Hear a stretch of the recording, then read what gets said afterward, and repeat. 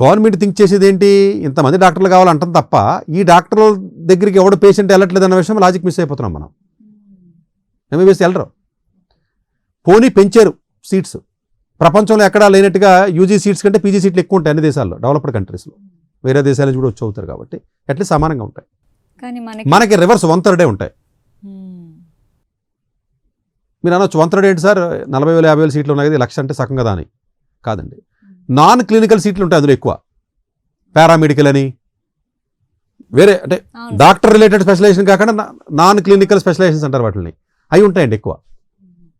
మనకు ప్యాథాలజీ అని అంటే వేరే వేరే, అది డాక్టర్ కాదు కదా, అదే అంటే డాక్టర్లు అండి, మనం దాన్ని తక్కువ చేసి మాట్లాడడం కాదు, కానీ నాన్ క్లినికల్ అంటే ఇది ఏ స్టూడెంట్ డ్రీమ్ చేసి వెళ్ళింది కాదు. ఏ స్టూడెంట్ ఎంబీబీఎస్ జాయిన్ అయినప్పుడు ప్యాథాలజీ డాక్టర్ అవుదామనో లేకపోతే ఇంకో డాక్టర్ అవుదామని పాపం ఎవడో అనుకోడండి. అంటే నా ఉద్దేశం ఆ వృత్తిని తక్కువ చేయడం అని కాదు, కానీ అనుకోడు. బట్ ఫైనల్గా ప్రతి నలుగురిలో ఒకడికే పీజీ సీట్ వస్తున్నమాట వాస్తవం. ఇక్కడ క్లినికల్ పీజీ అది గుర్తుపెట్టుకోవాలి. పీజీ వేరు, క్లినికల్ పీజీ వేరు. మిగిలిన ముగ్గురికి సీట్లు రావట్లేదు. ఈ సీట్లు రాని ముగ్గురు అంటే ఓ 75,000 వేసుకోండి, ఇప్పుడు 1,00,000 సీట్లకి. అంటే ఇప్పుడు బయటకు వస్తున్నారు అనుకుందాం, పాత వాళ్ళు కొంచెం తక్కువ ఉన్నప్పటికీ కూడా. వీళ్ళు ఎంతమంది పోగై ఉంటారంటారు అసలు చూడండి. ఒక సంవత్సరం 70,000 60,000 మిగులుతున్నారు కదా వీళ్ళందరూ. మరి మిగిలిన జనాభా అంతా వీళ్ళందరూ ఎక్కడ ఉన్నారు?